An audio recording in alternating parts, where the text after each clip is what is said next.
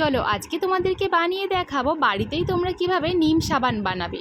আমি যেহেতু হোমমেড সাবান বানাচ্ছি তার জন্য এখানে নিম পাতা নিয়ে নিয়েছি, পুদিনা পাতা নিয়েছি, আর তার মধ্যে কিছুটা তুলসী পাতাও আবার অ্যাড করে দিয়েছি। চলো এবার সাবান বানানোর জন্য আমাদের কি কি লাগবে দেখে নাও। তুমি দেখো আমি এখানে সোপ বেস নিয়ে নিয়েছি। এই সোপ বেস তোমরা কোথা থেকে পাবে? তোমরা মিশো থেকে বা ফ্লিপকার্ট থেকে এই সোপ বেস পেয়ে যাবে। হা হা হা, কাটতে যেন একেবারে কেক কাটিংয়ের মতো লাগছে, দারুণ, একেবারে নরম মোলায়েম তুলতুলে দারুণ লাগছে। তো এগুলোকে ভালো করে পিস পিস করে কেটে নেব, যাতে আমি যখন গরম করব সেটা তাড়াতাড়ি গলে যায়। দেখো ঠিক এইভাবে আমি ছোট ছোট করে টুকরো কেটে নিয়েছি। এবারে দেখো এই সোপ বেসটা আমি যেই পাত্রে গলিয়ে নেব সেই পাত্রে ভালো করে আমি তুলে নিচ্ছি। দেখো সব কিছুই আমার তোলা হয়ে গেছে, পুরোটাই যতটা আমি সাবান বানাবো ততটাই আমি দিয়ে দিয়েছি। এরপরে একটা পাত্র নিয়ে নেব, সেটাতে গরম জল আমি ফুটতে বসিয়ে দেব। এরপরে পাতাগুলোকে ধুয়ে নেওয়ার পরে আমি ভালো করে জল ঝেড়ে নিয়েছিলাম। এবারে দেখো মিক্সার গ্রাইন্ডারে আমি এটা পেস্ট করে নেব। তোমরা চাইলে শিলপাটাতেও বেটে নিতে পারো।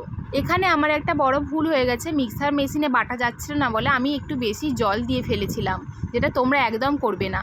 তো দেখো গরম হয়ে গেছে জলটা, এবার মেল্ট করতে বসিয়ে দিয়েছি। কিছুক্ষণ পর দেখবে এভাবে গলতে আরম্ভ করে দিয়েছে সোপ বেসটা।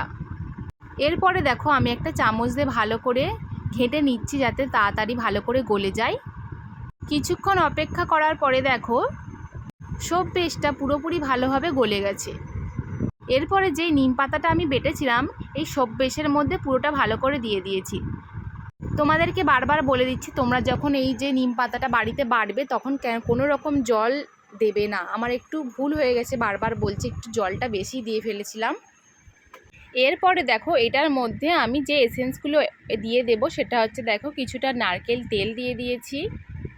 আমি এখানে বোতলের যে সিপিগুলো হয় সেই সিপি অনুযায়ী আমি 2 সিপি আমি দিয়ে দিয়েছি নারকেল তেল। তোমরা যে কোনো অন্য নারকেল তেল ব্যবহার করতে পারো তোমরা। এরপরে আমি দিয়ে দিচ্ছি এখানে 2টো ভিটামিন ই ক্যাপসুল। তোমরা কোয়ান্টিটি অনুযায়ী দেখে দিবে। তোমরা এখানে যখন বেশি কোয়ান্টিটি বানাবে তোমরা 3টেও দিতে পারো, যখন কম কোয়ান্টিটিতে বানাবে তোমরা 1টাও দিতে পারো। এরপরে আমি দিয়ে দেবো এখানে দেখো রোজ টোনার। আমার কাছে আয়ুরের এই স্কিন টোনারটা ছিল, তো এটাই আমি আপাতত দিয়ে দিচ্ছি। এরপরে আমি দিয়ে দেবো দেখো কিছুটা গ্লিসারিন। এইগুলোকে দেওয়ার পর ভালো করে এবারে দেখো মিক্স করে নিচ্ছি।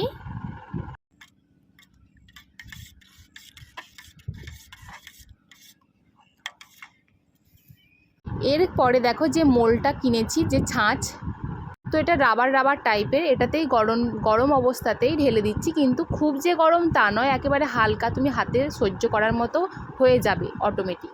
তো আমি পরিমাণ মতো দুটোতে মানে 4টেতেই আমি বানিয়েছি, যেরকম যতটা হয় আমি দেখিচ্ছি কটা হয় সাবান বানানোর জন্য।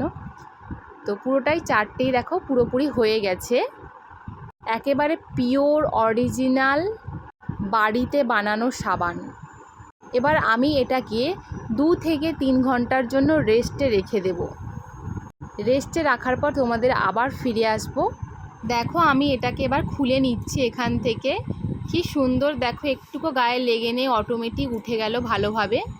আমি প্রত্যেকটাই এভাবে তুলে নেব। দেখো এই সাবানটা কি সুন্দর, শেপগুলো এত সুন্দর লাগছে কি বলবো।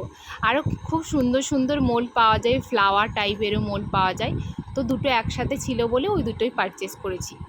এবারে দেখো এটাতে ধুয়ে দেখাবো কতটা কি মানে কাজ এসেছে। আমি প্রথমেই বলেছিলাম যে তোমাদেরকে জলটা কম দিয়ে, আমি একটু না জলটা বেশি পরিমাণে দিয়ে দিয়েছি বলে সাবানটা একটু নরম টাইপের হয়ে গেছে। বাজারে কেনা যে সাবান হয় যেমন প্রচুর ফেনা হয়, সেটাতে কিন্তু এত ফেনা হচ্ছিল না। বাট তোমরা কিন্তু বাড়িতেই এভাবে ডিটেন সাবানও বানাতে পারো খুব শীঘ্রই। এই ডিটেন সাবানের ভিডিও তোমাদের সাথে শেয়ার করব। দেখো ফেনা কিন্তু সেরকম হচ্ছিল না, অনেকটা ঘষার পরে ফেনা হচ্ছিল। যেহেতু ন্যাচারালভাবে বানিয়েছি, সেহেতু অন্য কোনো কেমিক্যাল ইউজ করিনি, তার জন্য ফেনাটা কম হচ্ছিল। যাই হোক, সাবানের ভিডিও তোমাদের কেমন লাগলো অবশ্যই জানাবে।